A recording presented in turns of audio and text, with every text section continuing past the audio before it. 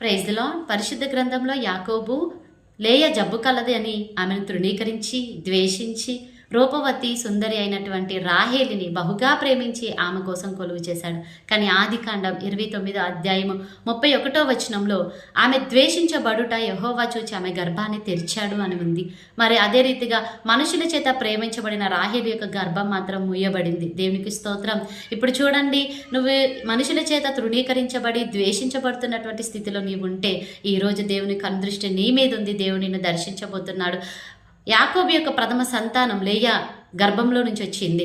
మరి దేవుని యాజకులైనటువంటి లేవీలు మరి లేయా గర్భంలో నుంచి వచ్చారు. దేవుని స్తుతించే యోధా గోత్రికులు లేయా గర్భం నుంచి వచ్చారు. మరి యోధా గోత్రపు సింహమైనటువంటి యేసయ్య కూడా అదే వంశావళిలో నుంచి వచ్చారు. దేవునికి స్తోత్రం, హల్లెలూయా. ఈ దినం నువ్వు ద్వేషించబడితే నువ్వు దేవుని కనుదృష్టిలో ఉన్నావు. మరి మనుషుల చేత నువ్వు తృణీకరించబడుతుంటే దేవుడు నిన్ను హత్తుకో